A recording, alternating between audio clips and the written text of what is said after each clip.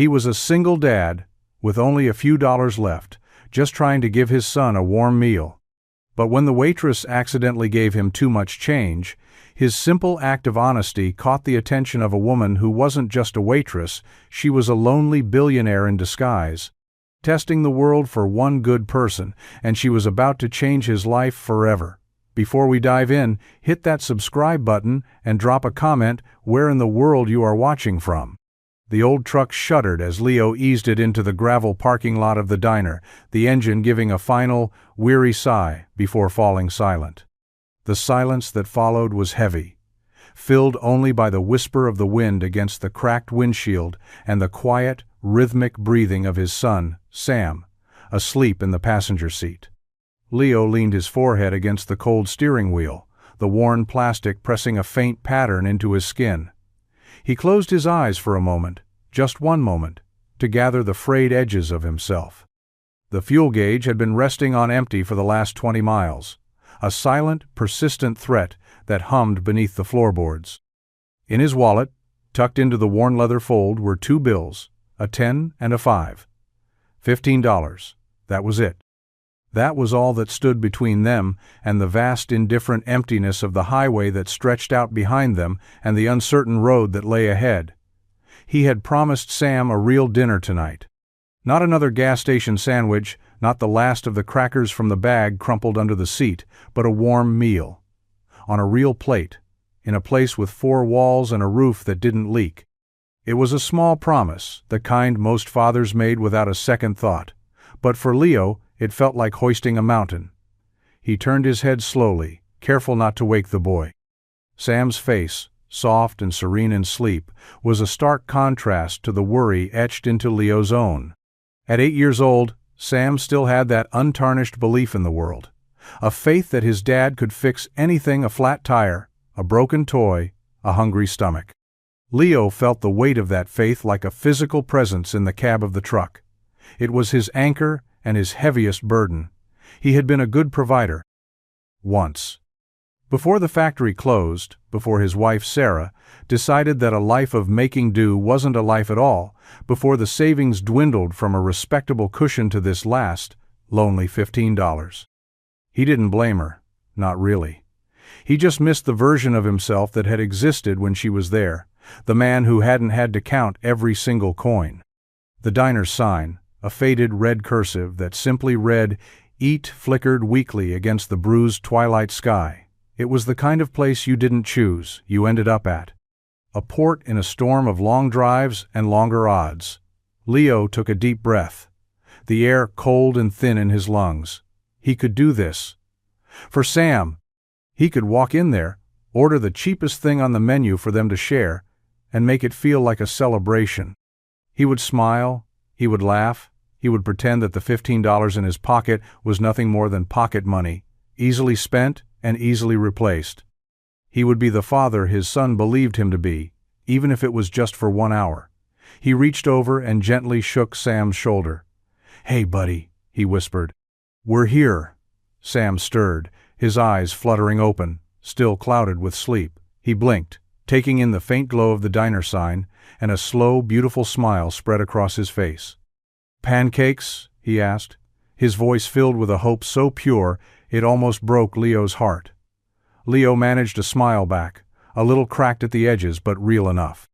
"We'll see what they've got, slugger. Let's go." He tucked the $15 into the front pocket of his jeans, the crisp edges of the bills, a sharp reminder of the razor-thin line they were walking. As he opened the truck door, the wind hit him, sharp and unforgiving, but he pulled his worn flannel jacket tighter and walked around to help his son, his shadow stretching long and tired in the fading light. The bell above the diner door gave a cheerful, almost defiant jingle as they stepped inside, a sound that seemed too bright for the weary quiet of the place. The air hung thick with the smell of old coffee, sizzling bacon, and something less tangible, the faint, lingering scent of 1,000 stories told over chipped mugs and checkered tablecloths. It was warmer inside, a comforting blanket of heat that immediately began to soothe the chill from their bones. The diner was a relic from another time, a capsule of chrome and faded red vinyl. The booths were cracked in the corners, the Formica countertops worn smooth by decades of elbows and spilled sugar. A handful of patrons were scattered throughout. A trucker, hunched over a plate of meatloaf at the counter, an elderly couple sharing a slice of pie in a corner booth, their heads bent close together in a silent conversation that had likely lasted 50 years. No one looked up. In a place like this, everyone was just passing through, their loneliness a shared, unspoken password. Leo guided Sam toward a booth by the window, the vinyl cool and slick beneath their hands. He slid in, his body sinking into the worn springs, and watched as Sam scrambled in opposite him, his small legs swinging excitedly beneath the table. The boy's eyes were wide, taking in every detail: the little jukebox selector on the wall, the paper placemat with its maze and fun facts, the metal napkin dispenser that gleamed under the fluorescent lights. To Sam, this wasn't a last resort, it was an adventure. And seeing that look on his son's face, Leo felt a sliver of the tension in his shoulders begin to ease. He could do this. A woman emerged from the swinging doors of the kitchen, a notepad in her hand. She moved with a quiet, unhurried grace that seemed at odds with the clatter and grease of a diner. She wasn't young, but not old either. Her hair was tied back in a simple, no-nonsense ponytail, and her face, free of makeup, had a kind of calm beauty that was easy to overlook. She wore a standard-issue waitress uniform, a pale blue dress with a white apron, but she wore it with a kind of dignity, as if it were a costume she had chosen for a very specific role. Her eyes, a startlingly clear shade of gray, landed on them, and she offered a small, tired smile. "Evenin'," she said, her voice softer than Leo expected. "What can I get for you two tonight?"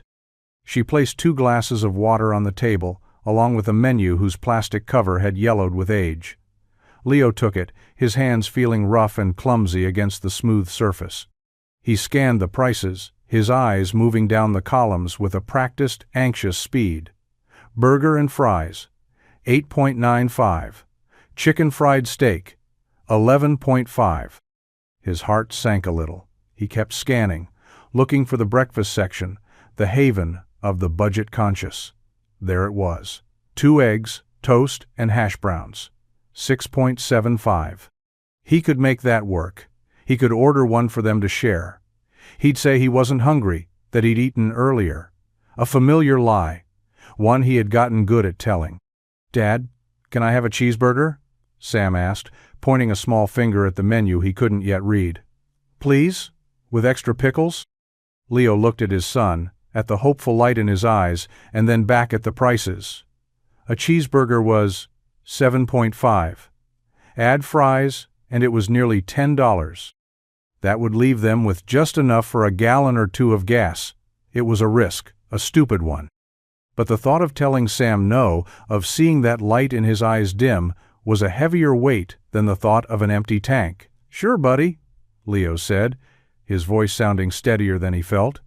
"A cheeseburger it is." He looked up at the waitress. "He'll have the cheeseburger and fries, and I'll just have a coffee." The waitress, Clara, jotted it down, but her eyes lingered on Leo for a moment. It wasn't a look of pity, but of something else. Observation. Like she was seeing more than just a man ordering dinner. Like she was reading the story behind the words. "You sure that's all for you?" she asked gently. "You look like you could use a warm meal." Leo felt a flush of pride and embarrassment creep up his neck. "I'm fine," he said, a little too quickly. "Ate a big lunch."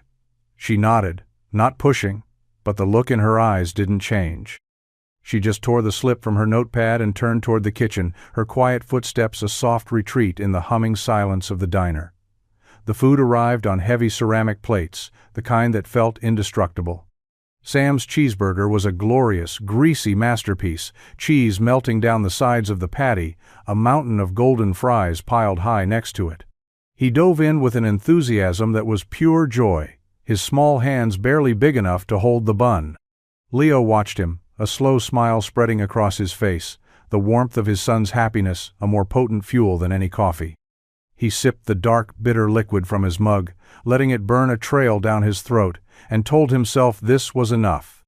The waitress Clara, Her name tag read, in simple, stitched letters, moved through the diner with a practiced economy of motion. She refilled the trucker's coffee without being asked, cleared the elderly couple's plates with a quiet word, and wiped down the counter until it gleamed. She never seemed to rush, yet nothing was ever left undone. Leo found himself watching her when Sam wasn't looking. There was a stillness about her, a self-contained quality that felt different from the weary resignation of most roadside waitresses. It was in the way she held her shoulders, the straightness of her back, the deliberate way her hands moved. It was as if she were performing a role she had studied meticulously, every gesture perfected.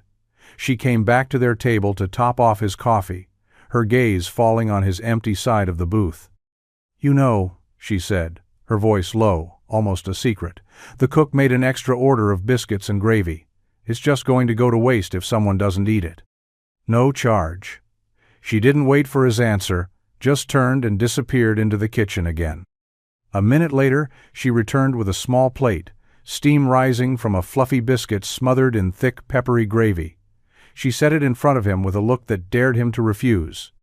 "Eat," she said softly, then walked away before he could form the words to say no. Leo stared at the plate. His stomach rumbled in betrayal. Pride warred with a hunger so deep it was an ache in his bones. He looked at Sam, who was happily dunking a fry into a puddle of ketchup, completely oblivious. He looked at the plate, and then he picked up the fork. The gravy was rich and savory, the biscuit soft and warm. It was the most delicious thing he had tasted in months. He ate slowly, savoring each bite, the warmth spreading through him, chasing away not just the cold, but some of the gnawing worry that lived permanently in his gut. When the check came, he saw she hadn't added the coffee or the biscuits. The total was just $8.12 for the cheeseburger and the tax. He reached into his pocket and pulled out the 10 and the 5. He placed them on the small black tray, his hand hesitating for a fraction of a second. This was it, the last of it. Clara came by to collect it. "I'll be right back with your change," she said, her eyes meeting his for a brief, unreadable moment. He just nodded, his throat suddenly too tight to speak. He watched her walk to the register, her back straight, her movements unhurried. He started to pull on his jacket, getting ready to leave, to get back to the cold truck and the uncertain road. Sam was starting to yawn, the initial thrill of the diner giving way to a comfortable, food-induced sleepiness. Clara returned to the table and placed the little black tray back down in front of Leo. On it lay a neat stack of bills and a few coins. Leo looked down, expecting to see a few singles and some change. Instead, he saw a $20 bill, a 10, and a 5, along with the coins. She had given him back $35 and change from a $15 payment. A $20 mistake. His heart stopped. He stared at the money, his mind racing. $20. That wasn't just gas money. That was a full tank. That was groceries for 3 days. That was a night in a cheap motel with a real bed and a hot shower. It was a life raft, a miracle. A mistake. Leo's first instinct was a jolt of pure, unadulterated relief.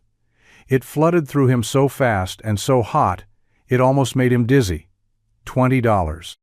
It was an answer to a prayer he hadn't even dared to whisper. He could feel the weight on his shoulders lighten, the knot in his stomach loosen its grip. For a fleeting second, the road ahead didn't look so dark and endless. He could just scoop up the money, tuck it into his pocket, and walk out.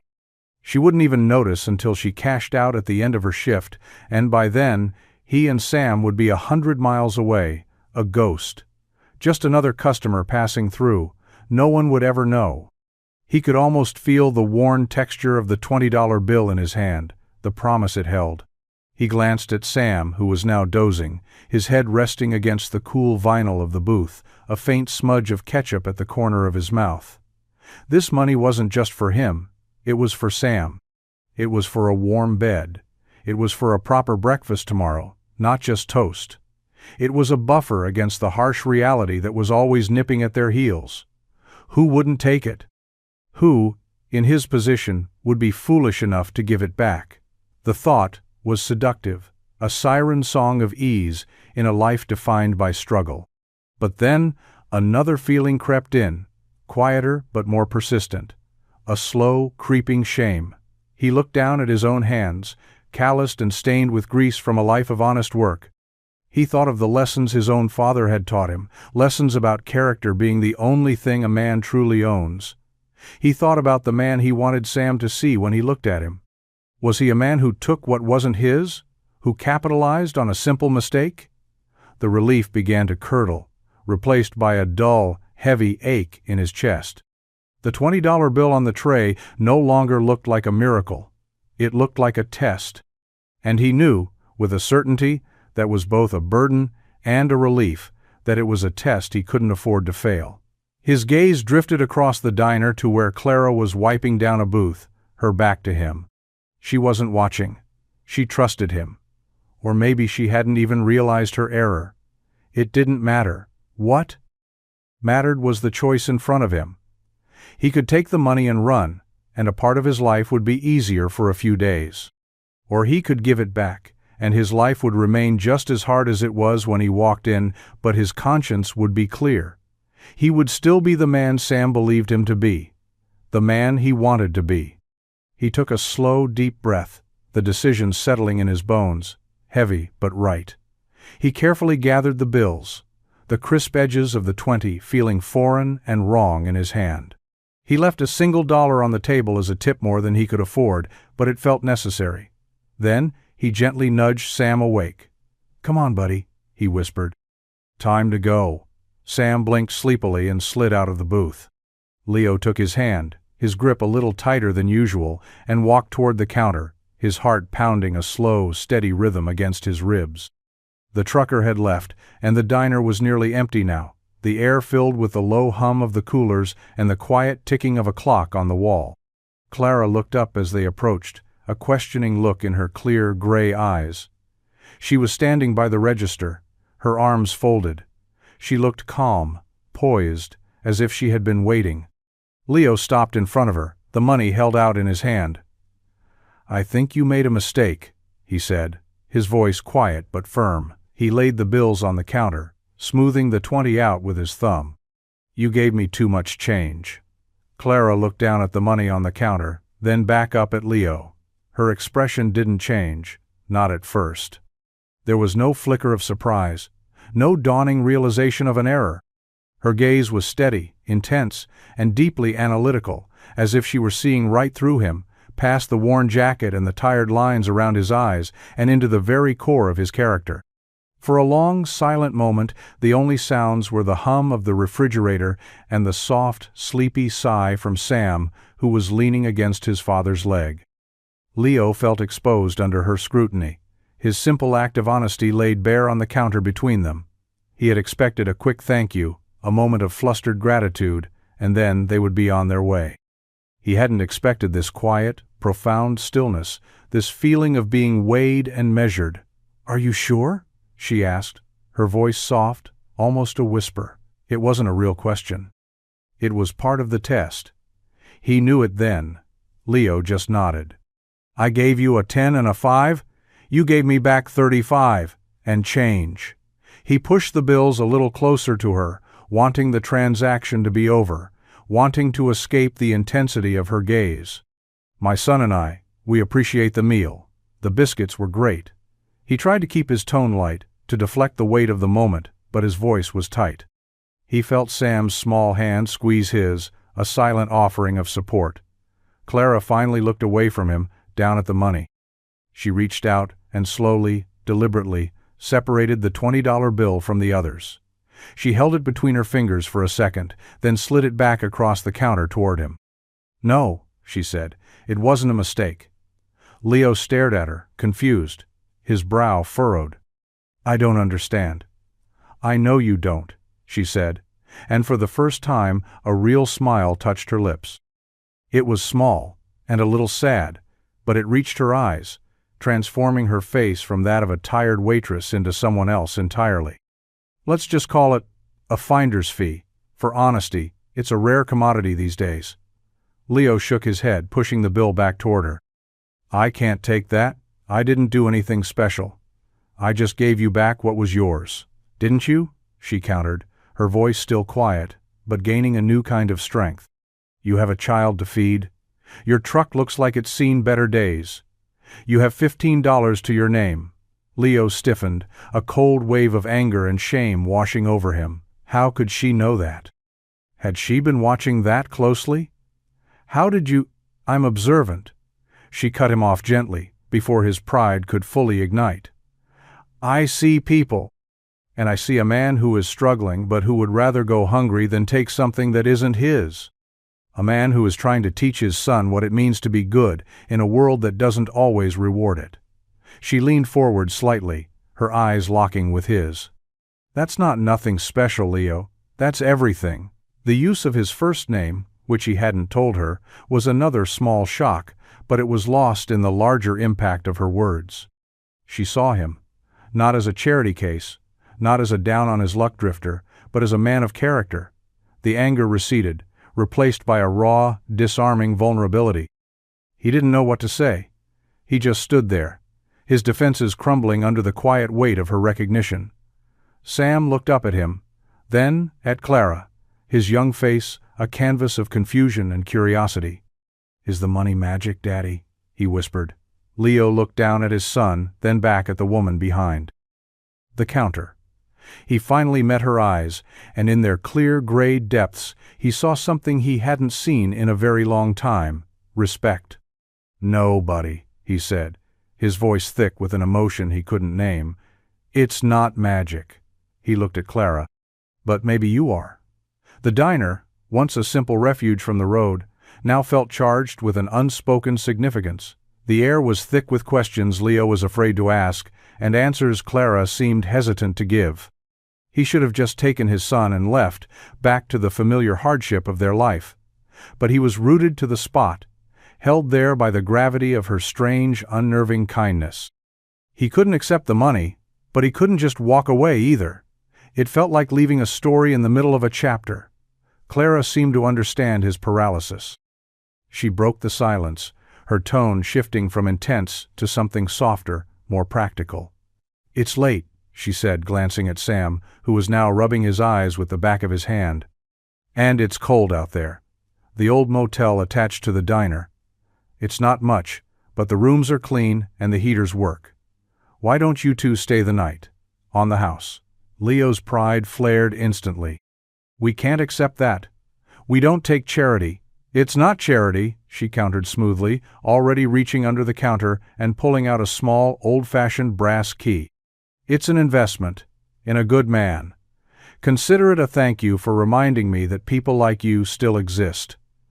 She held the key out, her gaze unwavering. One night, no strings, just a warm bed for your son. The mention of Sam was a calculated move, and it landed perfectly. Leo looked down at his son, whose small body was starting to droop with exhaustion. The thought of him sleeping in the cold, cramped cab of the truck when a warm bed was being offered, it was a thought he couldn't bear. The fight went out of him, replaced by a weary resignation. He took the key, his calloused fingers brushing against hers for a fleeting second. The contact sent a small, unexpected jolt through him. Room 3, she said. It's at the end. The lock sticks a little. You have to jiggle it. He nodded, the key feeling heavy and foreign in his palm. Thank you, he mumbled, the words feeling inadequate. Get some rest, Leo, she said, her voice gentle again. As he and Sam walked toward the exit, the jingle of the bells sounding different this time, more like a beginning than an end, Clara's voice stopped him one last time. And Leo? He turned. She was leaning against the counter, a thoughtful expression on her face. My shift ends in an hour. I'll bring by some extra blankets. It wasn't a question, it was a statement. A promise of another interaction, another piece of this unfolding mystery he had stumbled into. He just nodded again and pushed the door open, leading his son out into the cold night, his mind reeling with the impossible turn his evening had taken. He wasn't just a traveler passing through anymore. He was an invited guest in a story he didn't understand, and the author was a quiet waitress with eyes that saw far too much. The motel room was exactly as she'd described it. Not much, but clean. The single room held 2 twin beds with faded floral quilts, a small scarred wooden desk, and a television that looked like it had been manufactured in the last century. But the air was warm, a steady, blissful heat pouring from the old wall unit, and the low, humming sound was the most comforting music Leo had heard in weeks. He set his single duffel bag on the floor and watched as Sam immediately launched himself onto the nearest bed, bouncing once before burrowing under the covers with a contented sigh. "It's soft, Dad," he exclaimed, his voice muffled by the pillow. "And it doesn't smell like old French fries." Leo managed a chuckle, the tension he'd been carrying all day finally starting to dissolve into the warm, still air of the room. He walked over and sat on the edge of his own bed, the springs groaning in protest. He ran a hand over his face, the events of the last hour replaying in his mind. The change, the key, the woman who knew his name. None of it made sense. He pulled the $20 bill from his pocket. Clara had insisted he take it, tucking it into his jacket pocket with a quiet finality that left no room for argument. He smoothed it out on the quilt, staring at the face of Andrew Jackson. It still felt like a test, but one whose rules he didn't understand. Was she just a kind soul? Or was this something else, something more complicated? A quiet knock came at the door, soft but firm. Leo stood, his heart giving a nervous flutter. He opened it to find Clara standing in the cool night air, a stack of thick, folded blankets in her arms. She had a scarf wrapped around her neck now, and her hair was down, falling in soft waves around her shoulders. She looked different outside the diner's fluorescent glow, softer, younger. "I thought you might need these," she said, holding out the blankets. "It gets colder than you'd think out here at night." He took them, their weight warm and substantial in his arms. "Thanks. You didn't have to." "I wanted to," she replied. She lingered at the door, her arms crossed against the chill, her gaze drifting past him into the simple room. "He looks comfortable," she said, nodding toward Sam, who was already fast asleep. "He is," Leo said quietly. "More than he's been in a long time." The silence stretched between them, not awkward, but filled with a kind of fragile curiosity. "You never told me how you knew my name," Leo said, the question slipping out before he could stop it. Clara's lips curved into a faint, mysterious smile. "You have a work order from Leo's handyman services tucked into the sun visor of your truck. The corner of it is peeking out." Leo blinked, a slow flush creeping up his neck. Of course. It was a simple observation, not an act of clairvoyance. And yet, it didn't fully explain the intensity of her focus, the feeling he had of being seen. "You don't miss much, do you?" he said, a note of grudging admiration in his voice. "I try not to," she said. "It's the small details that tell the real story." She looked like she was about to say more, but then she just shook her head slightly, as if changing her mind. "Good night, Leo." "Good night, Clara," he replied, and watched as she turned and walked back toward the diner, her silhouette disappearing into the darkness, leaving him with a stack of warm blankets and more questions than he had started with. Leo woke the next morning to the unfamiliar sensation of being truly rested. The sun was streaming through a gap in the thin curtains, painting a bright stripe across the faded carpet. For a moment, he didn't know where he was. The warmth, the quiet, the absence of the truck's lumpy front seat under his backet was all disorienting. Then the memory of the diner, of Clara, of the key, came rushing back. He sat up, swinging his legs over the side of the bed. Sam was still asleep, a small lump under the floral quilt, his breathing soft and even. Leo walked to the window and peered out. The parking lot was quiet, bathed in the crisp, clean light of a new day. His old truck looked even more battered and weary in the morning sun. A few yards away, a sleek, dark sedan was parked near the diner's entrance. It hadn't been there last night.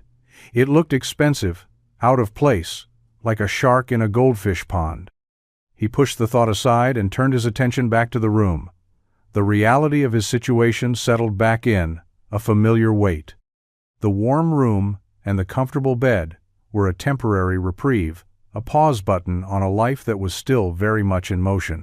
He still had less than a day's worth of gas and a single $20 bill that felt like it was burning a hole in his pocket. The plan had been to be halfway to Flagstaff by now, where he'd heard there might be construction work. But now? He was in a nameless town, in a borrowed room, tangled up in the orbit of a mysterious waitress. A soft knock at the door startled him. He opened it a crack to find Clara standing there, holding a cardboard tray with 2 steaming styrofoam cups and a small paper bag. She was dressed in jeans and a simple gray sweater, her waitress uniform gone. She looked like a different person, more relaxed, less like she was playing a part. "I thought you might be a coffee-in-the-morning kind of guy," she said with a small smile. "And I brought a donut for your co-pilot." Leo opened the door wider, a silent invitation. "You keep doing this," he said, taking the tray from her. "Doing what?" "Showing up, with things we need." "Maybe I just have good timing," she replied, stepping inside. Her eyes scanned the room, landing on the sleeping form of his son. A soft, genuine smile touched her lips. "He sleeps like he doesn't have a care in the world." "He doesn't," Leo said quietly. "That's my job." Clara looked at him then, her gaze direct and searching. "It's a heavy job to do alone." It wasn't a question. It was a statement of fact, and it hit him with a surprising force. He was used to people offering platitudes, or worse, pity. He wasn't used to this quiet, simple acknowledgement of his reality.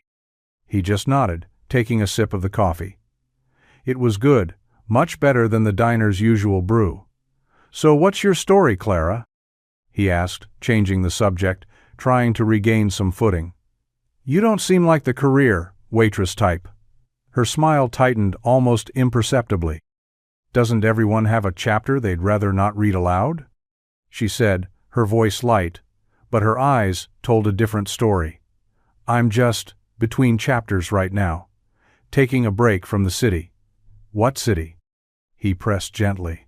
She looked out the brise window, her gaze landing on the dark sedan. "A loud one," she said, and left it at that. The evasion was clear, but it wasn't harsh, it was guarded. She was a woman with walls, and he was a man who knew better than to try and climb them. But he couldn't deny the curiosity that was growing inside him, a pull toward the enigma of the kind waitress who served up free meals and profound observations in a forgotten diner off a lonely highway. Sam woke up to the smell of coffee and the sight of a powdered donut, and his world was instantly perfect. He sat cross-legged on the bed, munching happily, while Leo tried to figure out their next move. The stay in the motel had been a gift, but it was a one-night gift. He couldn't overstay his welcome, couldn't take advantage of Clara's generosity. The road was waiting, and Flagstaff was still hundreds of miles away. He was packing their few belongings back into the duffel bag when he heard a sharp metallic clatter from the parking lot, followed by a frustrated sigh. He glanced out the window. Clara was standing by the hood of the sleek black sedan, which was now propped open. She was staring at the engine with a look of utter bewilderment, a phone pressed to her ear. A few moments later, she hung up, shaking her head in exasperation. Leo watched for another minute, then zipped up the bag. "Stay here and finish your donut, buddy," he said to Sam. "I'll be right back."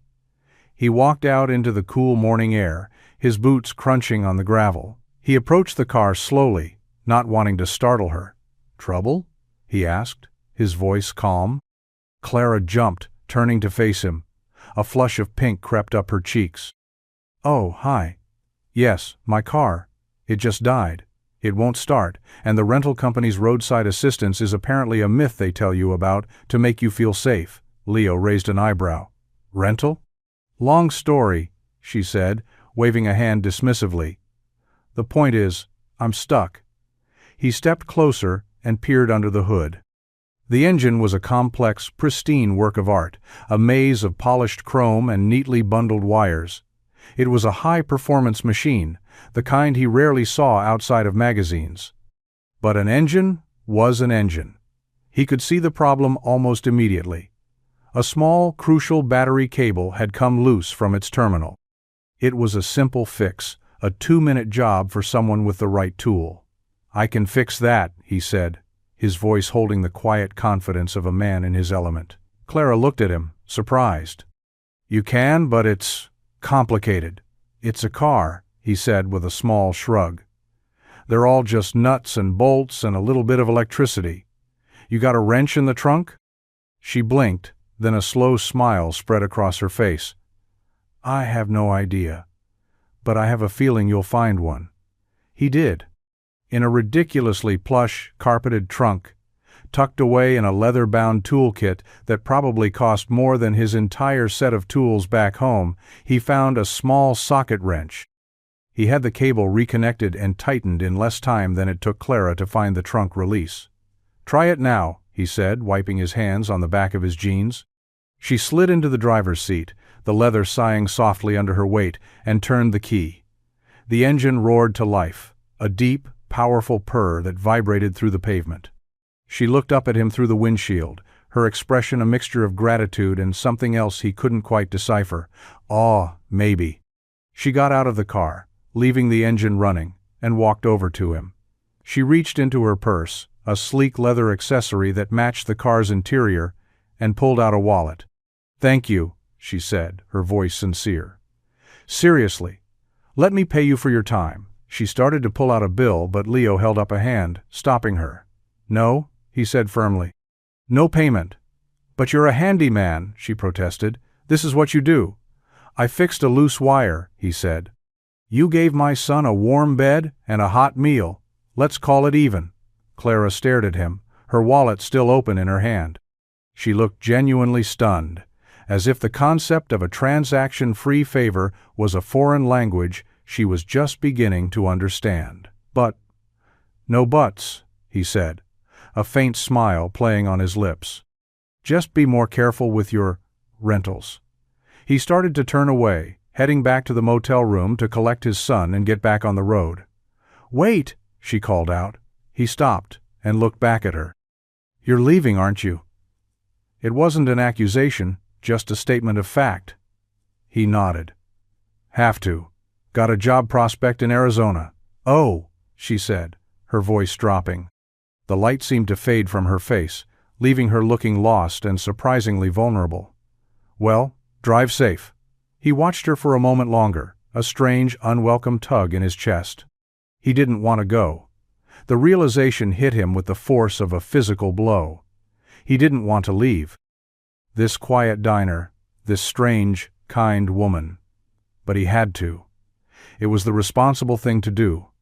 It was the only thing to do. The goodbye was quick and painfully civil. Leo checked out, returning the key to Clara at the front counter of the now empty diner. Sam gave her a fierce, donut crumb-dusted hug, which she returned with a tightness that seemed to hold a world of unspoken words. Leo just gave a nod, a quiet, "Thanks for everything," and then he walked away, forcing himself not to look back. The truck started on the second try, a small mercy. As he pulled out of the parking lot, he caught a glimpse of her in his rearview mirror, a solitary figure standing in the diner doorway, watching them go. He focused on the road, on the white lines that spooled out in front of him, a tangible path away from the complication he was leaving behind. He drove for an hour, then 2. Sam was quiet in the passenger seat, his usual stream of chatter replaced by a thoughtful silence. Leo tried to fill the space with talk of Arizona, of the mountains and the sunshine, but his words felt hollow, his enthusiasm forced. The truth was, his mind was still back at the diner. He kept replaying their conversations, the look in her eyes when he'd returned the change, the feel of her hand when she'd given him the key. He had spent months, years even, building walls around himself, protecting himself and his son from the pain of attachment and loss. He had become an expert at moving on, at not looking back.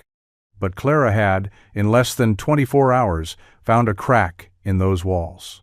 Her quiet strength, her strange mix of worldly poise and genuine vulnerability, her inexplicable kindness, it had all gotten under his skin in a way he hadn't anticipated and didn't know how to handle. "Dad?" Sam's small voice broke the silence. "Yeah, buddy? Was Miss Clara sad we left?" Leo's hands tightened on the steering wheel. He glanced at his son. Sam was looking at him with those big, perceptive eyes that saw far too much. "I think so," Leo admitted, the truth tasting like rust in his mouth. "Are you sad?" Sam asked, his voice even smaller now. Leo didn't answer right away. He stared at the endless stretch of asphalt, at the unforgiving landscape blurring past his window. Was he sad? Sad wasn't the right word. It was a deeper ache, a feeling of having walked away from something that might have been important, something that might have been real. It was the hollow echo of a missed opportunity. He felt like he'd failed a test he hadn't even known he was taking. "Yeah, buddy," he finally said, his voice rough. "I think I am." Just then the truck's engine gave a violent shudder, a cough that rattled the entire frame.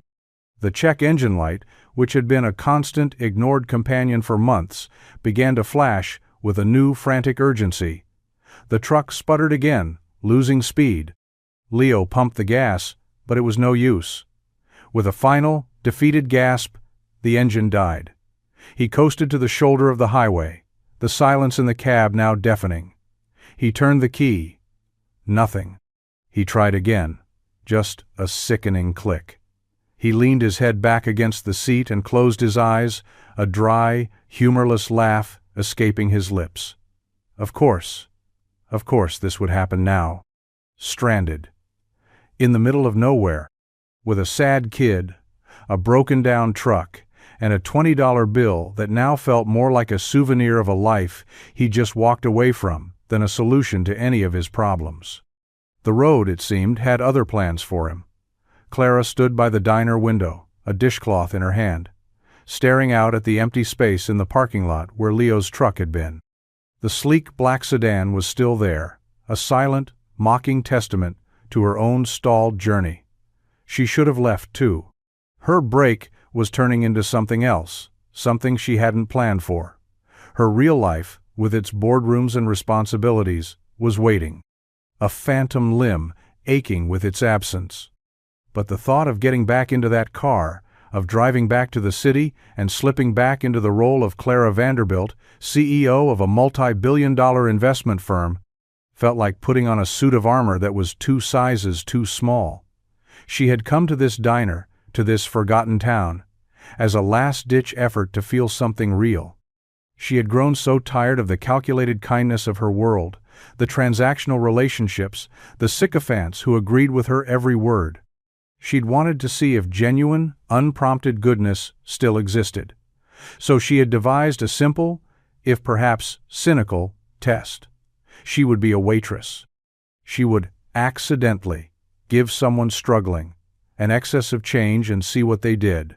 For 2 weeks, she had been met with a disheartening parade of human nature. People took the money without a second glance. A few hesitated, then pocketed it with a shifty look. No one, not a single person, had returned it. Until Leo. He hadn't just returned the money, he had refused to benefit from her mistake in any way, even when she'd tried to frame it as a reward. He had held onto his dignity with a quiet, stubborn strength that she found both infuriating and breathtaking. He was real, more real than anyone she had met in years, and she had let him drive away. The jingle of the bell on the door made her jump. An old farmer came in, tipping his hat. "Morning, Clara. Just a coffee to go." She turned, forcing a smile, her hands moving on autopilot as she poured the coffee. But as she handed it to him, her eyes drifted back to the window, to the empty highway. A sudden fierce resolve hardened in her chest. She had spent her entire adult life making calculated, strategic decisions based on risk assessment and potential returns. But what was the risk here? A little pride? Another disappointment? It was nothing compared to the potential return, a chance at something authentic. She untied her apron and tossed it onto the counter. She grabbed her purse and the keys to the sedan.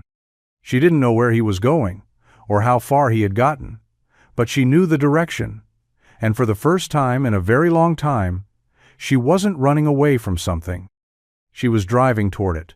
The drive was a blur of asphalt and sky. She pushed the sedan harder than she should have, the powerful engine eating up the miles.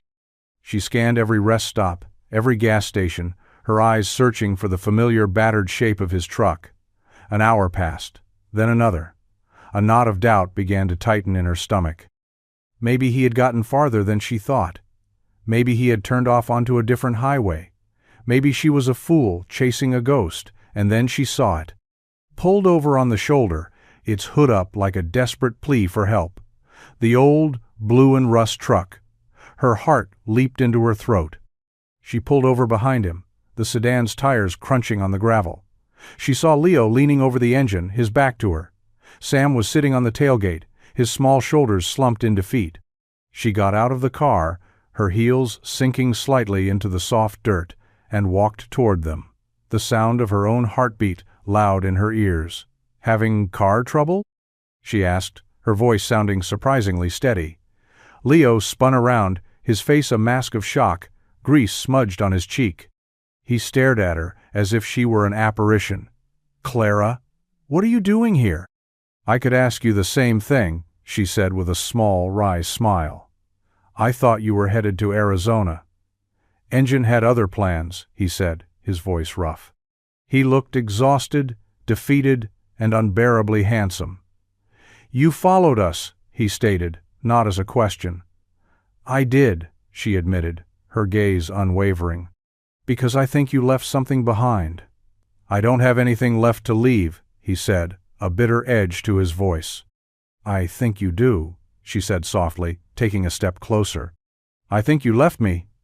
Leo stared at her, the words hanging in the air between them, more real and more shocking than the dead engine of his truck. "You think I left you?" he repeated, his voice a low growl of disbelief. He gestured around them, at the broken-down vehicle, the endless, empty highway. "Look at this, Clara. This is my life. It's breakdowns and busted parts and never having enough. You think I can just drag someone like you into this?" "Someone like me?" she countered, her voice quiet but firm, her eyes flashing with a fire he hadn't seen before. "You mean someone with money? Someone who lives in a world you've decided you don't belong in? You don't know the first thing about my world, Leo." He let out a harsh laugh. "I know it's not this.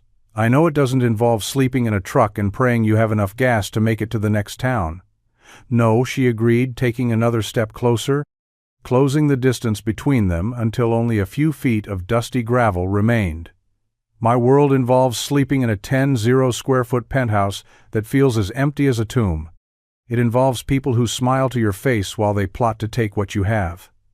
It involves a loneliness so profound you start to forget what a real conversation sounds like. So don't you dare stand there and tell me about your struggles as if I couldn't possibly understand what it means to be empty." Her passionate defense left him speechless. He had seen her as a creature of another species, a woman cocooned in wealth and privilege.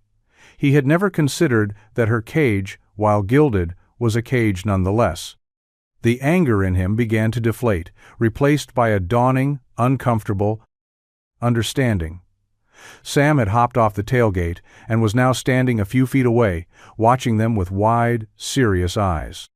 He didn't seem scared, just intensely curious, as if he were watching the two most interesting characters in a movie. "You came back for us," Sam said, a simple statement of fact. Clara's gaze softened as she looked at him. "I did." She then looked back at Leo, her expression pleading. "I'm not asking you to let me fix your life, Leo. I'm asking you to let me be a part of it. The messy, broken, real part. Because it's more real than anything I've had in years." Leo ran a hand through his hair, his defenses warring with a desperate, burgeoning hope. Everything he had told himself about why he had to leave, why they were too different, it all felt like a flimsy excuse in the face of her raw honesty. She wasn't offering pity. She was offering herself. "My truck is dead, Clara," he said, his voice barely a whisper. "I don't know how I'm going to get to Arizona. I don't know what I'm going to do." "I know," she said softly. "So let's start there. Together." She held out her hand. It was a simple gesture, an offering. Not of money, not of a solution, but of partnership. He looked at her hand, then at her face. He saw the strength there, but he also saw the fear, the vulnerability. She was just as scared as he was. And in that shared fear, he found a strange kind of courage. He reached out and took her hand. His was rough and grease-stained, hers was smooth and delicate, but they fit together perfectly. "Okay," he said, the word feeling like both a surrender and a victory. "Okay." A slow, brilliant smile spread across Clara's face, and in that moment, under the vast open sky, the broken-down truck and the uncertain future didn't seem quite so daunting anymore. They were just two people, holding hands on the side of a lonely highway, about to start a journey they never expected. The decision to trust her was one thing, the logistics were another. The first step was the truck. Clara made a single, quiet phone call. She didn't raise her voice, didn't issue commands. She just spoke in low, calm tones, and within an hour, a flatbed tow truck appeared on the horizon like a chariot from another world. The driver, a burly man with a friendly smile, seemed to know exactly who she was, addressing her as Ms. Vanderbilt with a respectful nod. Leo flinched at the name, another reminder of the chasm between their lives, but Clara didn't seem to notice, or if she did, she ignored it. She simply instructed the driver to take the truck to the best garage in the next major city and to send the bill to her office. Leo tried to protest, but she cut him off with a look. "We're a team now, remember?" she said softly. "Teams help each other out." With the truck gone, the three of them were left with the sleek black sedan. Sam was thrilled, immediately claiming the back seat and marveling at the built-in video screens. Leo, however, felt deeply out of place as he sank into the plush leather of the passenger seat. The car smelled of wealth, of a life he couldn't comprehend. It was a stark, physical reminder of just how different they were. They drove to the nearest town, a small, sleepy place with a single motel that had a glowing vacancy sign. Clara booked 2 adjoining rooms without a second thought, paying with a black credit card that the clerk handled like a holy relic. In the privacy of his own room, which was still a significant step up from their usual accommodations, Leo felt a fresh wave of unease. This was all happening too fast. He was losing control, and control was the only thing that had kept him and Sam afloat for so long. Later that evening they met for dinner at a local family restaurant. It was a cheerful, noisy place, and Sam was in his element, chattering away about the tow truck and the fancy car. But Leo was quiet, withdrawn. He watched Clara interact with his son, saw the genuine warmth and patience in her eyes, and it only made the knot in his stomach tighter. He was starting to care about her, really care. And that terrified him. After they had tucked Sam into bed, Leo found Clara standing on the small balcony outside her room, staring up at the star-dusted sky. "You're quiet tonight," she said, without turning around. "Just a lot on my mind," he replied, leaning against the railing beside her. "Are you regretting this?" she asked, her voice laced with a vulnerability that caught him off guard. He hesitated. "I'm scared," he admitted, the words tasting foreign on his tongue. "I'm scared of what happens when this fairy tale ends. When you go back to being Ms. Vanderbilt, and I go back to being me." Clara finally turned to face him, her expression serious in the dim light. "What if I told you I don't want to go back?" she said. "What if I told you that the woman you think I am, she's the costume? And this," she gestured between them at the quiet night, "this is the first time I've felt real in years." "I don't know if I can believe that," he said honestly. "Then don't believe it," she said, her voice dropping to a whisper. "Just give me a chance to show you." The next few days unfolded in a way that felt both dreamlike and intensely real. The garage called to say that Leo's truck needed a new engine, a repair that would cost thousands of dollars and take at least a week. Leo's heart sank, but Clara was unfazed. "A week," she said, a thoughtful smile on her face. "What are we going to do with a whole week?" She didn't suggest extravagant trips or expensive entertainment. Instead, she led them on a series of simple, quiet adventures. They found a local lake and spent an afternoon skipping stones across the glassy water, Sam's laughter echoing in the clear air. They went to a matinee movie in a tiny, one-screen theater, sharing a giant bucket of popcorn. They spent hours in the local library, where Clara, an avid reader, helped Sam pick out a stack of books, her face animated as she described the plots. Leo watched it all from a slight distance, his fear and his hope locked in a silent battle. He saw how good she was with Sam, how she listened to his endless stories with genuine interest, how she never talked down to him. He saw the way Sam adored her, how he would instinctively reach for her hand when they crossed the street. He was letting her in, this woman who had by all logic no place in their lives. And Leo was letting her in too, despite every instinct that screamed for him to run. One afternoon, while Sam was engrossed in a new comic book, Leo found Clara sitting by the motel pool, sketching in a small notebook. He sat down beside her, and she showed him what she was drawing. They were designs for houses. Small, sustainable, beautifully simple homes. It was a side project, she explained, a little shyly. Something I worked on when I couldn't sleep. I always dreamed of building a community, not just a portfolio. A place where things were made to last. He looked at the drawings, at the intricate details, and saw a side of her he hadn't imagined. She wasn't just a CEO. She was a creator, a dreamer. "They're beautiful," he said, and he meant it. "Thank you," she said, her eyes meeting his. "No one's ever seen these before." In that quiet moment, by the side of a cheap motel pool, another one of Leo's walls crumbled. He was starting to see the woman, not the name. He was starting to see Clara, and the more he saw, the more terrified and the more hopeful he became. The call came on a Thursday morning, an unwelcome intrusion into the fragile bubble of peace they had created. Clara was sitting on the floor of the motel room with Sam, helping him build an elaborate castle out of pillows and blankets, when her phone buzzed with a name she hadn't seen in months. Marcus Thorne, her second-in-command, and the man who ran her empire in her absence. She ignored it. It buzzed again. And again. Finally, with a sigh, she excused herself and stepped outside onto the balcony, closing the sliding glass door behind her. Leo watched her through the glass, his stomach tightening. He saw the shift in her posture, the way she straightened her back, the professional mask that slipped over her face. The waitress was gone. Ms. Vanderbilt was back. "Marcus, what is it?" Her voice was crisp, all business. Leo could only hear her side of the conversation, but it was enough. "No, I'm not coming back yet. I don't care what the board says. The quarterly reports can wait, because I have something more important here." "No, that's none of your business." She was pacing now, a caged tiger in her small, self-imposed exile. "Just handle it, Marcus. That's what I pay you for." She hung up abruptly, her hand gripping the phone so tightly her knuckles were white. She stood there for a long moment, her back to the room, breathing deeply.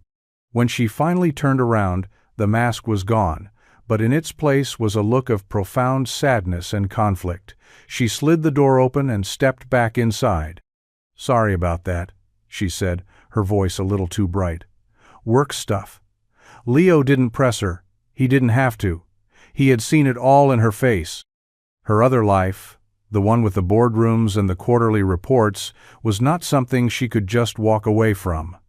It was a part of her, a powerful, demanding entity that would eventually pull her back. The thought sent a chill through him. The bubble had been pierced. Reality was seeping in. That evening, the mood was different. The easy laughter was gone, replaced by a quiet tension. They ate dinner in near silence. Afterward, while Sam was in the shower, Leo found Clara staring out the motel room window. "You have to go back, don't you?" he said, his voice flat. She didn't deny it. "They need me," she said softly. "There are issues. Things only I can handle." "And what about us?" The question escaped him before he could stop it. "What about this? Clara turned to face him, her eyes glistening with unshed tears. "I don't know, Leo," she whispered, her voice cracking. "I honestly don't know." He had known this moment was coming. He had braced himself for it, but the reality of it was a physical blow. She was leaving. The fairy tale was over. "I get it," he said, his voice hard, a protective shell snapping back into place. "You have a life to get back to. A real life." "This was real," she insisted, stepping toward him, her hands reaching out as if to touch him, then falling back to her sides. "Leo, please don't think this wasn't real." But he couldn't hear her. All he could hear was the echo of his wife's voice, the memory of another woman who had chosen another life over the one she had with him.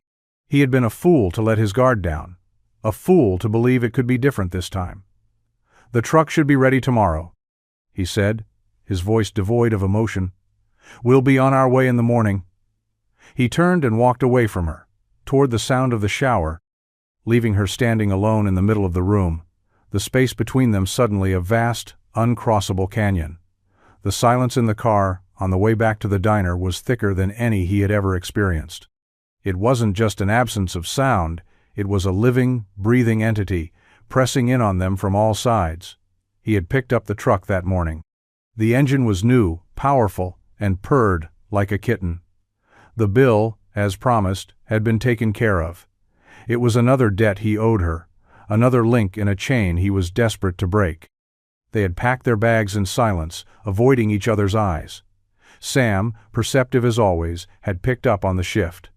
He was quiet, his usual bright energy dimmed, his small face a mask of confusion and sadness. Now, as they pulled into the diner's parking lot, the place looked exactly the same, but everything felt different. It was no longer a place of mystery and hope. It was the site of an ending. Clara's sedan was gone. In its place was a different black car, this one with a driver standing beside it, a silent, impassive sentinel. The time had come. Clara got out of the truck, her movements stiff and unnatural. Leo and Sam followed, the three of them standing awkwardly in the gravel lot. "So," Leo said, his hands shoved deep into his pockets. "This is it," Clara nodded, her gaze fixed somewhere over his shoulder. "My flight leaves in a few hours." She finally looked at him, her eyes filled with a pain that mirrored his own. "Leo, don't," he cut her off, his voice rougher than he intended. "Don't say you're sorry, don't say you'll call. Let's just end it clean." He was being cruel, and he knew it. He was hurting her because he was hurting, and it was the only defense he had left. Clara flinched as if he had struck her. She took a step back, a wall of cool composure descending over her features. The waitress, the dreamer, they were gone. Vanderbilt was back. "Fine," she said, her voice clipped. She knelt down in front of Sam, her movements graceful even in her pain. "Goodbye, Sam," she said, her voice softening. "You be good for your dad, okay?" Sam's lower lip began to tremble. He launched himself at her, wrapping his small arms around her neck in a desperate hug. "Don't go," he whispered into her hair. "Please, don't go." Clara held him tight for a long moment, her eyes squeezed shut. Leo could see her shoulders shaking. When she finally pulled away, her face was a mess of tear-streaked composure. She stood up, not looking at Leo, and walked toward the waiting car. The driver opened the door for her. She got in without a backward glance. The car pulled away, its tires whispering on the asphalt, and disappeared down the highway. Leo stood there, his son sobbing quietly beside him, and watched until it was gone. He had what he wanted, a clean end. But as he looked down at his son's heartbroken face and felt the gaping, hollow space in his own chest, he realized that there was no such thing. He had just traded one kind of pain for another. The next weeks were a study in gray. Leo drove. He drove with a single-minded determination, putting as many miles as possible between them and the diner, between them and her. He took the job in Flagstaff, a grueling, back-breaking construction gig that left him exhausted and sore at the end of each day. It was what he wanted. The physical pain was a welcome distraction from the emotional ache that had taken up permanent residence in his chest. They lived in a small, cramped apartment with paper-thin walls. It was a step up from the truck, but it didn't feel like a home. It was just a place to sleep. Sam was quiet, withdrawn. He didn't talk about Clara, but her absence was a constant presence. He stopped drawing as much. He didn't tell his usual elaborate stories. A light had gone out in him, and Leo knew, with a guilt that was a physical weight, that he was the one who had extinguished it. Leo threw himself into his work, taking on extra shifts, pushing his body to its limit. He told himself he was doing it for Sam, to build a stable life for them. But he knew, in the quiet, honest moments of the night, that he was running. He was trying to outrun a memory, a feeling, a regret so profound it threatened to swallow him whole. He missed her. He missed her quiet strength, her unexpected humor, her searching gray eyes. He missed the woman who had sketched houses by a motel pool, the woman who had laughed with his son over a pillow fort. He had been so focused on their differences, on the worlds that separated them, that he had failed to see the one thing that truly mattered. She had seen him. She had seen him and Sam, and she had wanted to be a part of their messy, imperfect life. His pride, his fear, they had cost him the one thing he hadn't even known he was searching for. One evening, after a particularly long day, he came home to find Sam sitting at the small kitchen table, staring at a piece of paper. It was a drawing. A simple, childlike sketch of 3 stick figures: a man, a boy, and a woman. They were holding hands. Above them, a crudely drawn sun was smiling. "I miss her, Dad," Sam said, his voice small and fragile. Leo sank into the chair opposite him, the exhaustion of the day, of the weeks, crashing over him. He looked at the drawing, at the 3 smiling figures, and something inside him broke. His walls, his pride, his fear, they all came crashing down. "Me too, buddy," he whispered, his voice thick with unshed tears. "Me too." He had made a mistake. A terrible, life-altering mistake. And in that moment, looking at his son's drawing, he knew he had to try and fix it. He didn't know if it was too late. He didn't know if she would even want to hear from him. But he had to try. For Sam, and for himself. The decision to go back was the easiest one Leo had made in his life. The execution was harder. He didn't have a phone number for her, an address, a last name he was even sure of. Vanderbilt, the tow truck driver had called her. He started there. He spent a whole Saturday at the local library, Sam sitting patiently beside him, and he searched. It didn't take long. Clara Vanderbilt. The name was everywhere. CEO of Vanderbilt Capital. Philanthropist. Business prodigy. There were photos of her at galas, on the cover of magazines, shaking hands with powerful people. She looked poised, confident, untouchable. It was the woman he had met, and yet it was a complete stranger. His heart sank. How could he, a construction worker from Flagstaff, possibly reach a woman like that? He almost gave up then. The chasm between their worlds seemed more like a galaxy. But then he found a small article, buried deep in the business section of an old newspaper archive. It was about her father, the founder of the company. It mentioned that he had started the family's first business, a small chain of diners, in a handful of forgotten towns across the Southwest. The article listed the original locations. One of them was a tiny dot-on-the-map town in New Mexico, the town where they had met. She hadn't been there by accident. She had gone back to the beginning. Hope, fragile but fierce, surged through him. He quit his job the next day. He packed their few belongings back into the truck, which now ran like a dream. He told Sam they were going on an adventure. And for the first time in weeks, he saw that familiar, bright light return to his son's eyes. The drive back was different. He wasn't running from something. He was driving toward it. He didn't know what he would say, what he would do. He just knew he had to show up. He had to tell her the truth, that he was a fool, that he was scared, and that he was in love with her. When they finally pulled into the diner's parking lot, his heart was pounding so hard he could feel it in his throat. The diner looked the same. The eat sign was still flickering. But her sedan was gone. A cold dread washed over him. Was he too late? Had she moved on? He got out of the truck, his legs feeling unsteady.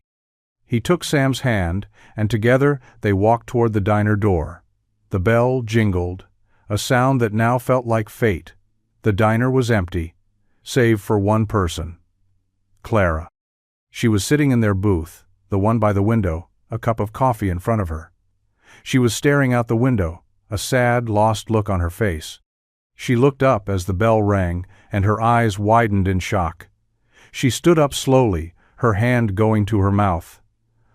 "Leo?" she whispered, as if he were a ghost. He walked toward her, his heart in his throat.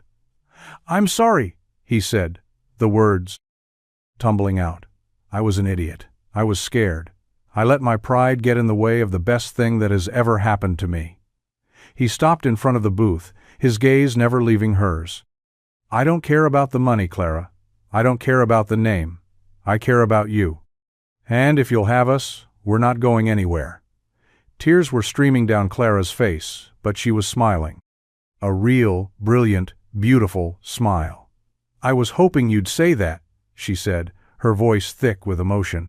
Sam ran forward and wrapped his arms around her waist, and she hugged him tight, burying her face in his hair. Then she looked up at Leo, her eyes shining. "Welcome home," she said. And for the first time in a very long time, he was.